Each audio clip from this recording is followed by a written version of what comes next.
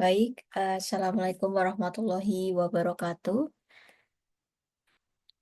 Perkenalkan, nama saya Feby Horinisa dari mahasiswa S1 Teknik Sipil Universitas PGRI Semarang yang sedang melaksanakan KKN atau kuliah kerja nyata di Desa Pondok, Kecamatan Grogol, Kabupaten Sukoharjo.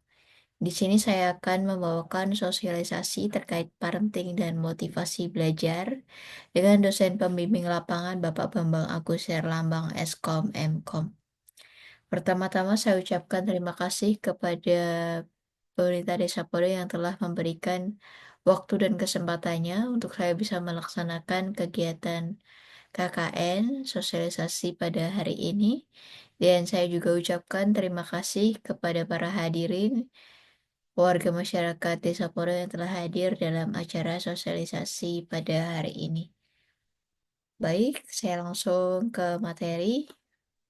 Apa itu parenting dan apakah sama dengan pengasuhan? Jadi, parenting ini dalam bahasa Indonesianya berarti pengasuhan, di mana proses interaksi dan tanggung jawab orang tua dalam mendidik, membimbing, dan menjaga anak agar tumbuh dan berkembang secara optimal dalam berbagai aspek. Selanjutnya, parenting atau pengasuhan. Pengasuhan terhadap anak merupakan transmisi budaya yang diturunkan kepada generasi selanjutnya. Dan yang kedua, proses pengasuhan terjadi karena unsur enkulturasi dan atau akulturasi.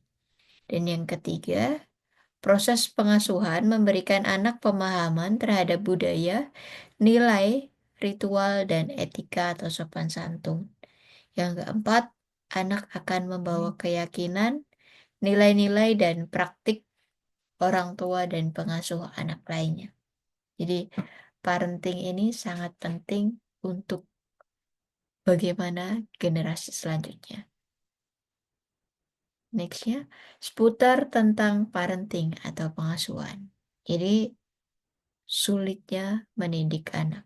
Anak suka menentang orang tua. Bagaimana dengan anak yang memiliki keluarga campuran? Apakah anak cerminan orang tua? Adanya hal yang dicontoh oleh anak. Pendidikan seperti apa yang tepat untuk anak? Dan yang ketujuh, orang tua seperti apa yang tepat untuk mendidik anak.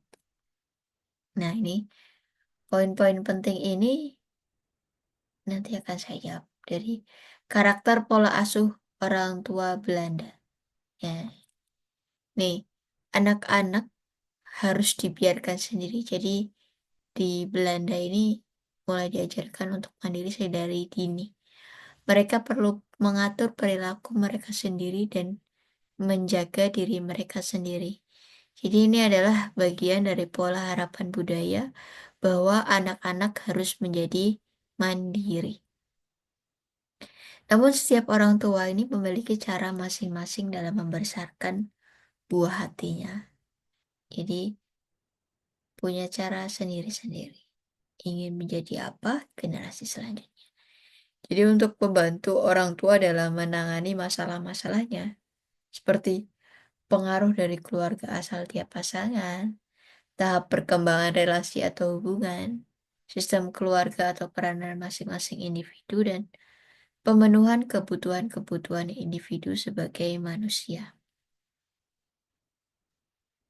Nah, untuk level atau tipe perkembangan anak itu ada level sensori, motor, seperti yang sebelah kanan ini. Foto ini anak ini sedang melakukan sensori motorik. Yang kedua ada perkembangan persepsi. Yang ketiga ada semiotik atau fungsi simbolik. Yang keempat ada operasi konkret dan relasi interpersonal. Dan yang kelima ada operasi pra-remaja dan proposisional. Selanjutnya, bagaimana sih motivasi belajar anak? Memotivasi atau mencela hasil kerja anak? Sudah benarkah mengarahkan anak selama ini agar belajar? Sampai sejauh mana orang tua mengamati proses belajar anak atau siswa? Peran apa yang telah orang tua lakukan dalam memotivasi anak untuk belajar? Dan apakah pernah bertanya ke teman guru atau sekolah mengenai belajar anak. Jadi jangan bandingkan anak dengan anak yang lain karena sebuah parenting itu juga akan mempengaruhi karakter anak dan pola asuh setiap anak itu juga berbeda-beda karena mempunyai karakter yang berbeda-beda itu sendiri. Tapi kita bisa mengendalikannya melalui parenting ini supaya anak ini juga lebih terarah seperti itu. Nah, ini bagaimana cara untuk menumbuhkan motivasi. Ini ada berbagai cara yang bisa dilakukan. Yang pertama adanya iming-iming yang akan diberikan.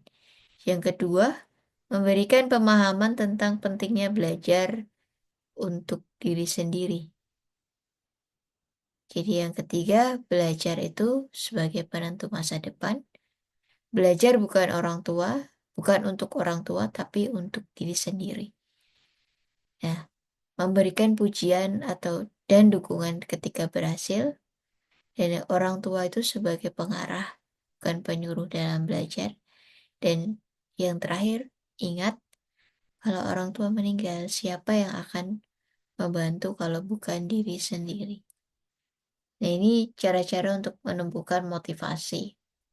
Dan motivasi itu paling penting itu berasal dari diri sendiri, bukan dari orang lain. Jadi bagaimana kita menyikapi diri kita sendiri, memotivasi diri kita sendiri, supaya kedepannya itu bisa lebih baik. Nah, pengasuhan dan motivasi belajar anak ini merupakan satu hal yang tak terpisahkan. Oleh karena itu, proses pengasuhan akan mampu meningkatkan motivasi belajar anak. Jadi, pengasuhan ini merupakan proses penurunan nilai, norma, aturan, dan keyakinan terhadap generasi selanjutnya. Jadi, parenting dan motivasi belajar anak ini sangat-sangat penting karena akan menurunkan beberapa nilai-nilai kehidupan yang mana untuk keberlangsungan generasi selanjutnya.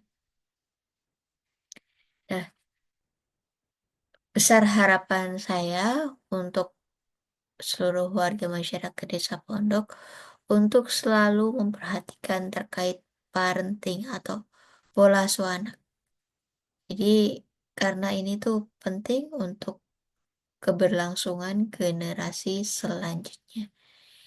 Jadi akhir kata saya ucapkan terima kasih kepada seluruh hadirin yang telah hadir dalam acara sosialisasi pada hari ini dan saya juga ucapkan terima kasih banyak kepada pemerintah Desa Pondok yang telah memberikan waktu dan kesempatan kepada saya untuk dapat melaksanakan kegiatan kuliah kerja nyata di Desa Pondok dan akhir kata saya mohon maaf yang sebesar-besarnya apabila dalam saya memberikan sosialisasi pada hari ini banyak salah kata yang atau kurang berkenan dalam hati Bapak Ibu semuanya, dalam hadirin semuanya.